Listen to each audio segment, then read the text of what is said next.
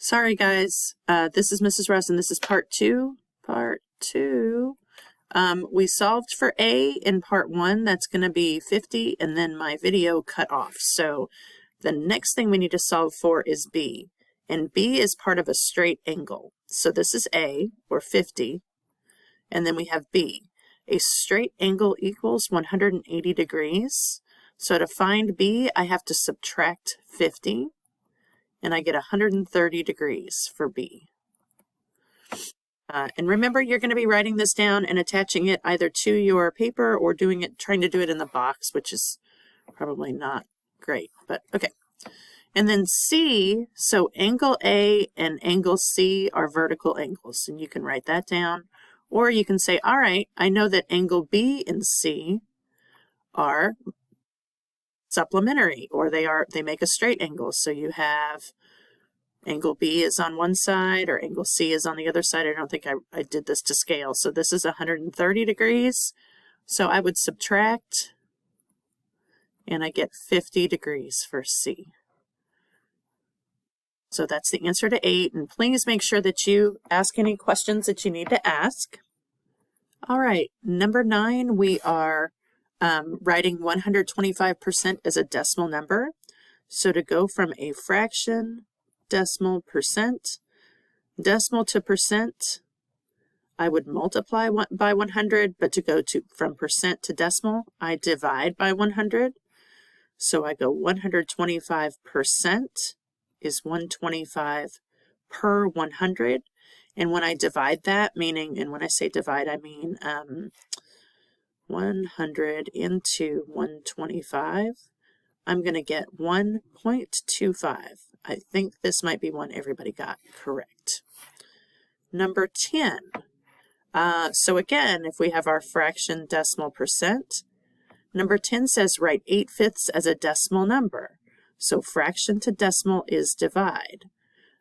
We have 8/5. I can also write this as 5 into 8. So I'm going to divide this on my calculator. Weep.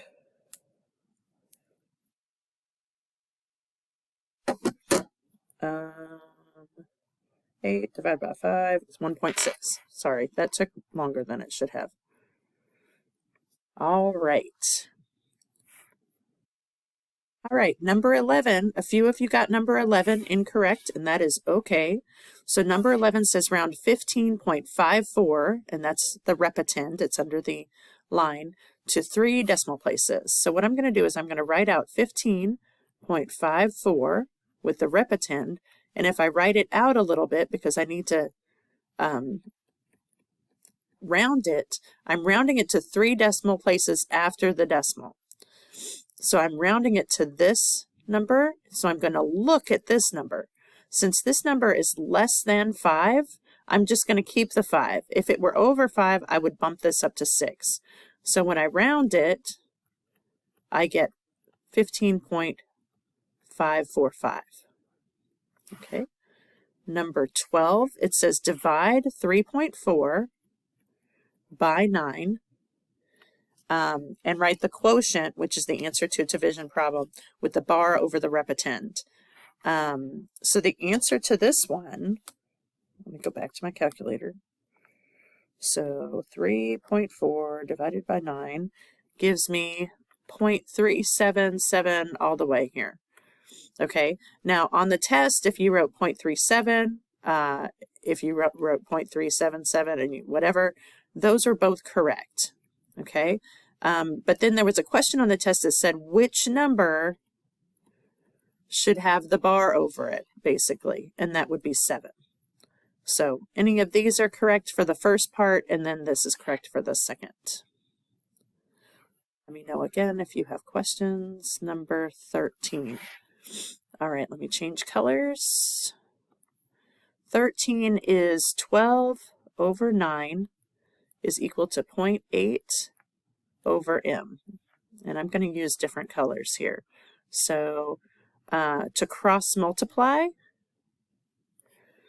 that means I have 9 times 0.8. My equals comes down.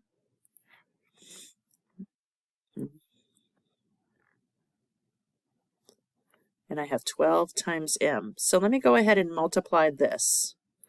So 9 times 0.8. Make sure that you're writing all of this out. 9 times 0.8. 7.2 is equal to 12m. I'm going to keep on going. I'll just erase when I get there. So I'm going to divide by 12. And if you need more space, you can do this on a sheet of notebook paper. The 12s cancel. I have m equals 0.6. If you miss this one, I'm going to want you to write all of this out. Okay, 14. Let's go back over and up. There we go. Okay, 14. 6 is equal to 3.14 plus y.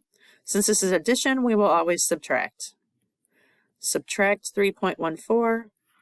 Y comes down. This goes away. Equals 6 minus 3.14. So I have 2.86. Okay, and again, if you missed that, you're going to want to write all of that down. Let me erase this a little bit. We have 0.91 equals 1 minus x. Remember that when the variable is second, we subtract. So I have 1 minus 0.91. Some of you got this wrong, just like predicted.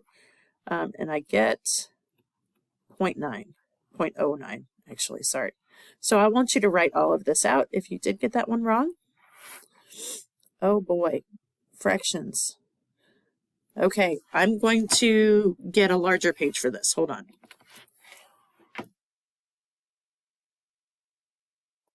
Okay, so I'm going to write 16 out. I have 5 2/5 plus 3/4 plus 3 1/2. And then I'm going to take it 2 at a time. So this would be 5 2/5 plus 3/4. When I add fractions, they have to have common denominators. So the whole number doesn't change, but I'm going to go ahead and make my common denominator 20. That means I have to multiply by 4. So 2 times 4 is 8. Plus, here I have to multiply by 5. And I get 15 over 20. So 8 plus 15 is 23. And then 5. Now, obviously, if this were my last answer, or my final answer, I would reduce it. But I'm not going to reduce it because I have a whole nother fraction I have to add. So now I have 5 23/20 plus 3 1/2. So let me write that out. So 5 23/20 plus 3 1/2. This is going to remain unchanged. And the whole number is going to remain unchanged, but I need a denominator of 20. So I'm going to multiply by 10, and I get 10 there. So 23 plus 10 is 33, all over 20. 5 plus 3 is 8. Now I have to reduce this part. So 20 goes into 33 once, with 13 remaining.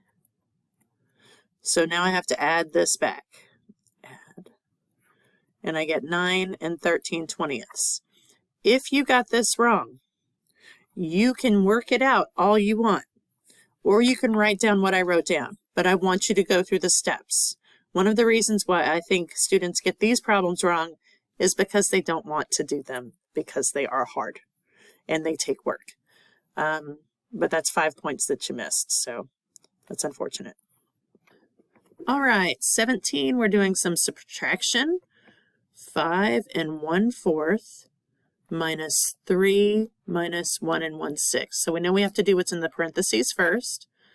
3 minus 1 1/6. I can't subtract 1/6 from nothing, so I'm going to have to borrow. So this is going to be 2 6/6. 6 minus 1 is 5 6. 2 minus 1 is 1. So now I have 5 1/4 minus 1 5/6, because that's what I got for this. So I need a common denominator. Let's do 12. So that would be 4 times 3, 1 times 3, and then here, so minus 1. 12 would be times 2, so I get 10. So I'm going to have to borrow since this is smaller than this. So if I borrow 1, that becomes 4, and I'm going to add 12 over 12 to this. Let me erase. Okay. So this becomes 4, and let's see, 12 plus 3 is 15 over 12, minus 1 and 10 twelfths. So let's go ahead and subtract that. I get 5 twelfths, 15 minus 10, and 4 minus 1 is 3, and that's your answer. Okay, 18. 3 3/4 times 3 3/5 times 6. Okay, so we're going to popcorn this. 4 times 3 is 12 plus 3 is 15 over 4. 5 times 3 is 15 plus 3 is 18. And then I have 6 over 1. Now, if you go ahead and multiply this out, you will get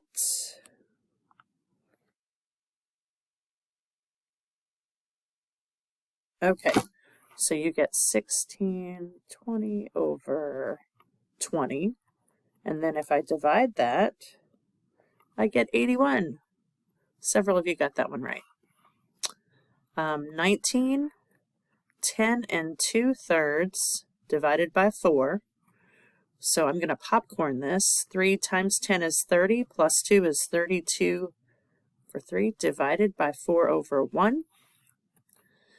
We're going to keep change flip. So I have 32 over 3 times 1 over 4, which is 32 over 12, which is 24, 32, 32 minus 24. Okay. So 12 goes into 32 twice with 8 remaining, but we're going to have to reduce that. So this is 2 8/12. Let me divide by 4. I get 2 2/3.